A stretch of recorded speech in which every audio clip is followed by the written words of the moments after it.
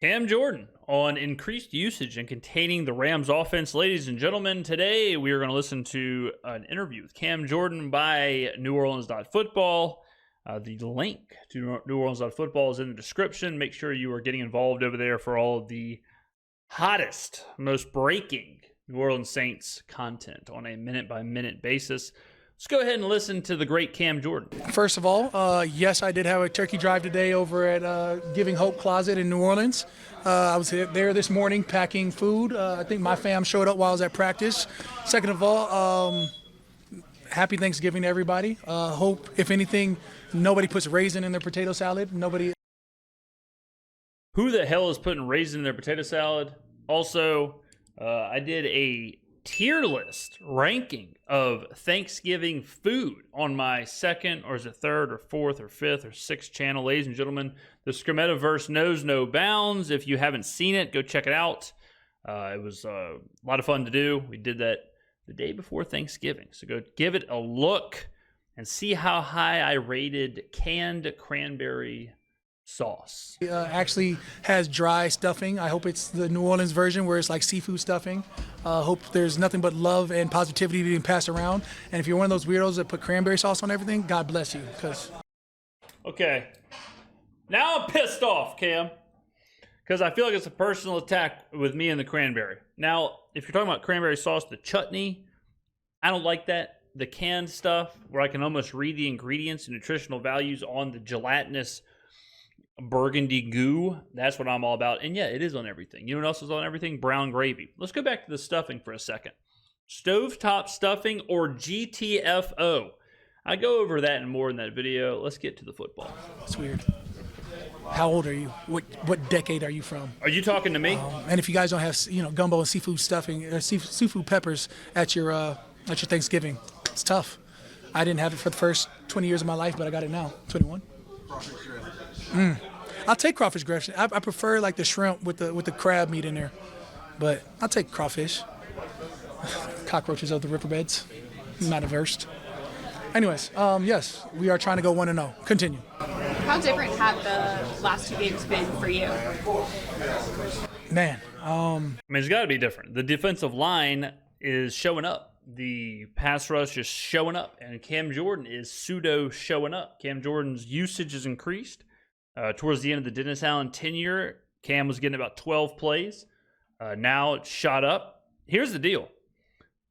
When you're a defense or a defensive line, you can be bad at one thing, like stopping the run, as long as you are good at the other thing, like getting after the passer. If you can't get after the passer, you better be able to stop the run. You cannot be bad at both. For a majority of the season, the New Orleans Saints were bad at both. They generated no pressure. They didn't get after any quarterbacks. There was no sackage. Oh, and they were getting gutted on the ground against the run. Doing both of those poorly in 2024 is a recipe for a horrible defense. I've been asking for opportunities all season. With given opportunities, there's going to be certain advantages. You're able to display the talents that you've displayed every year of your career, as well as help a team get a win. And at the end of the day, it's all about helping the team get a win. How does this team feel after a bye week, after back-to-back wins in a very better be feeling What good. does it have to do with the bye week? It's like you had the momentum, you go to a bye week. Of course, now the question is going to be, are you guys going to keep your momentum, lose the momentum? We are looking to go 1-0 this week, whatever that takes. Today at practice, there was the most energy we've seen since. Seems like there's everybody's on the right path, on the right mindset of we have to go 1-0. Why do you think there's been, because Rizzy was talking about how great the practice was today as well. I mean, what do you think has kind of led to y'all obviously having such a good practice? I want to say guys like Derek Carr, Taysom Hill, AK being consummate pros, bringing energy and juice. You see the D-line being overly excited. You get a guy like Tano passing Yon back. But it's just as well as when we take the periods, there's guys making plays and everybody's celebrating. Everybody's running out the stack. It looks like everybody wants to be better, play better. We put up plays from the Cleveland game today. And I was like, this is how we get better. Good. And that's all great. And we've heard a lot of that. True or false, ladies and gentlemen? Can I get an amen? We've heard a lot about the energy's high, best practice we've had. You know when we heard that? After Dallas. And you know what happened? We lost 7 straight. So I can understand if you hear this and you roll your eyes pop out of your forehead and roll across the living room, down the hallway, to the elevator, down to the first floor, and roll right out the building. I can understand that because to a certain extent, mine kind of do too. Because it's like, yeah, great. We've heard about the high energy practices. We've heard about the momentum. We've heard about people are happy and laughing, and this is a new year, and this is new that, and we're all friends, and we play Mario Kart together, and we crank 90s in Fortnite, and where are we dropping, after practice? Cool. Just win. I don't care about the smiles and the goofs and the gaffes as long as we win. We got to keep winning. And all these vibes, all this kumbaya, it will continue if the winning continues. If we go out there December 1st in the Superdome and get absolutely dog walked by the Rams, and I have to sit there and watch Cooper Kupp and Puka Nacua go for a combined 280 yards and we get beat by 25, if that's the case, this kind of falls on deaf ears. And that's the emphasis. It's trying to go 1-0 this week, no matter which way or how.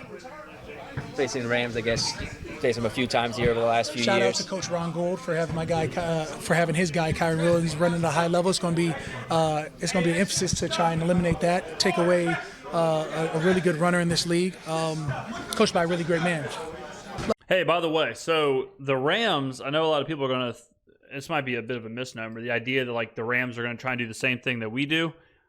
Not really the case. So the Rams, not to give a history lesson, but the Rams did what the Saints want to do originally. They did that at the beginning of McVay's tenure, this like the wide zone run scheme, and we all know the rest. But once the Patriots Super Bowl happened, the Rams kind of shifted.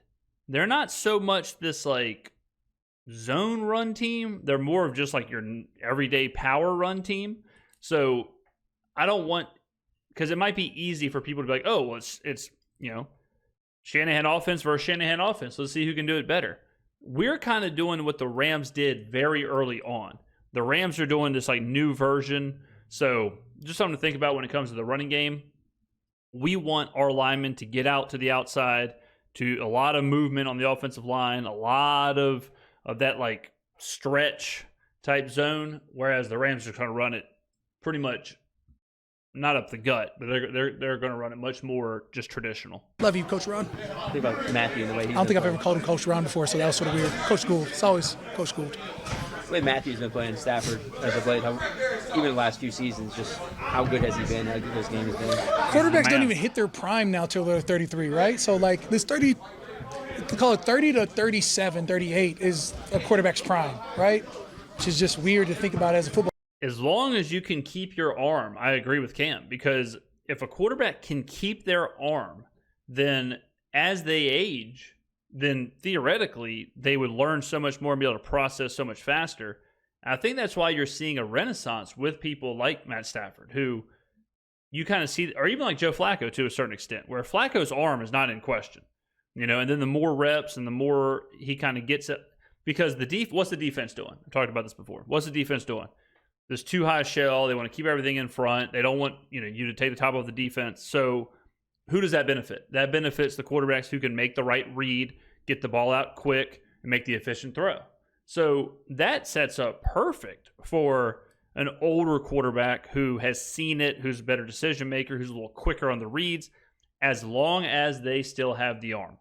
If they lose the arm, then, doesn't really work out. But yeah, Stafford, Brady, like the guys who kept their arm and just got smarter and more efficient, you saw how successful they were. Football player, because once you hit 30, they call you old in every other position. It's probably why Bo Nix is having so much success, because he's 33. Kidding. Oh, kidding. nice. Those are just jokes. He's only 27. I feel like I'm watching a set. I feel like I'm watching like a 5-minute cruise ship comedy set. Cam, how much coffee did you have, brother? I mean, this is the tightest 5-minute set I've seen in a long time. Idea that he's playing as well as he is, and you give him weapons like Cooper Kupp. He had Higbee earlier. Of course you got Puka Nacua. I think that speaks to the volumes to what he's able to do.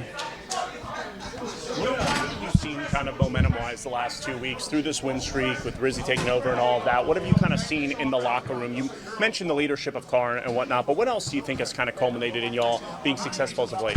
These guys are fishing for a Rizzy over Allen quote.